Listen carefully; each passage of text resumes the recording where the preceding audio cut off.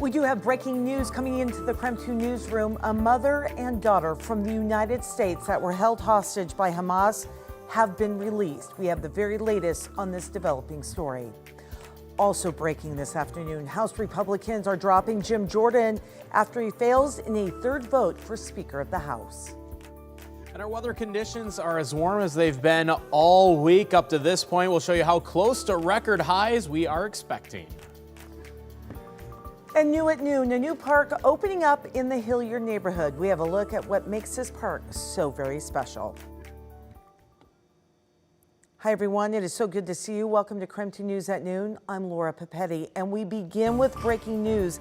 Coming into the KREM 2 newsroom at this hour, CBS News has confirmed that 2 U.S. hostages have been released by Hamas. The hostages were identified as Judith Renan and her daughter Natalie.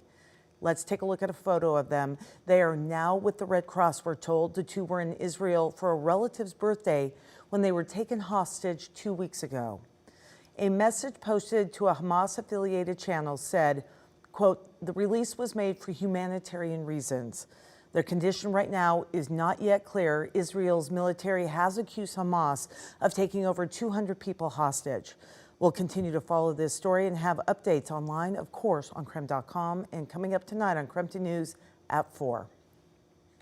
And we continue to track more breaking news at this noon hour. In the last hour, Republicans had dropped Jim Jordan as their nominee for House Speaker. Now, the move comes after Jordan failed earlier today to get enough votes for a third time. Majority Leader Steve Scalise said they're going to come back and start over on Monday. Natalie Brand showing us what led up to this decision.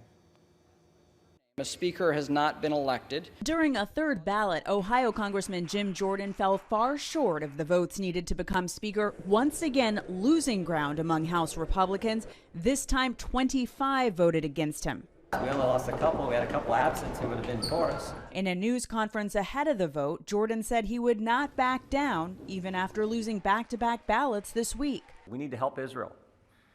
We need to get the appropriations process moving so that the key elements of our government are funded and funded in the right way, particularly our military. On Thursday night, he held closed-door meetings with GOP members still opposed to his candidacy, a list that has grown to more than 20. This guy refuses to lose, and that's okay. I find that to be very good, but if there's some point that we're going to have to move forward, and we can't keep the country shut down.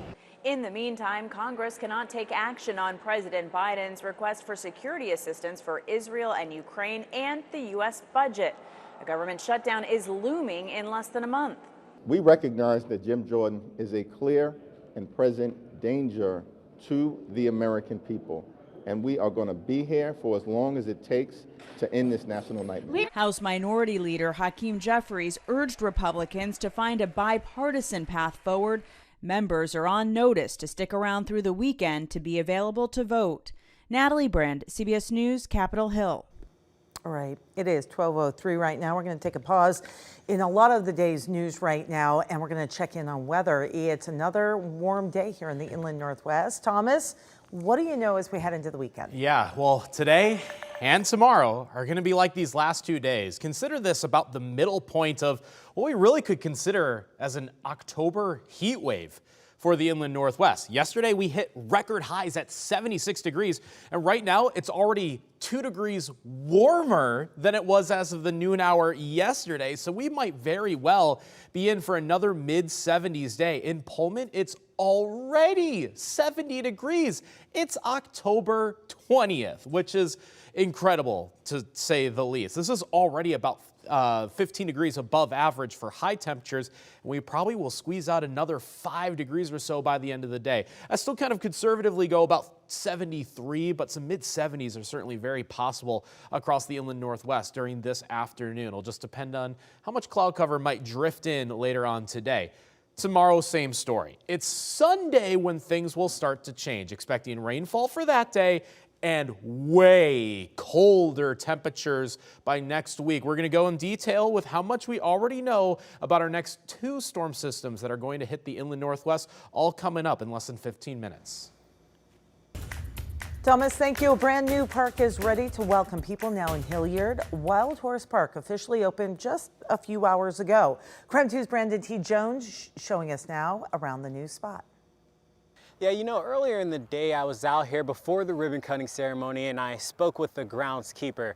He really put things into perspective for me because he told me that the old park that used to be here, it was run down. It was in no shape for children to play here. It was just an overall problematic area. But today, a new chapter has officially begun here in Hillyard.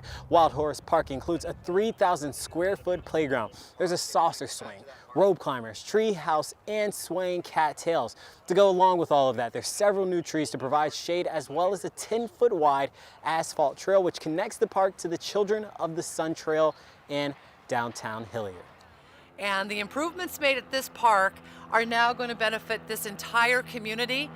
As for what it took to make the project happen, construction began in September and overall cost sits at $291,000, funded by the American Rescue Plan. This is the third neighborhood park that has opened in as many weeks. It's an overall goal of revamping areas here in our community. But for now, reporting in Hillyard, Brandon T. Jones, KREM 2 News.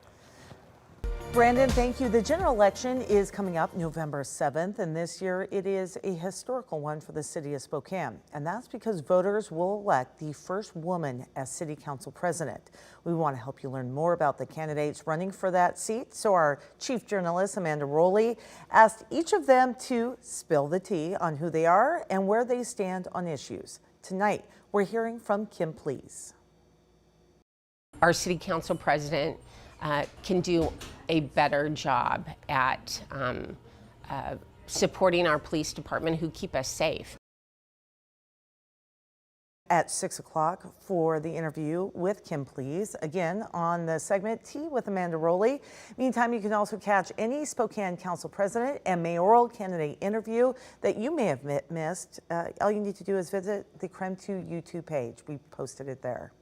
We also want to let you know about this coming up, that next week we'll be hosting a KREM 2 mayoral debate.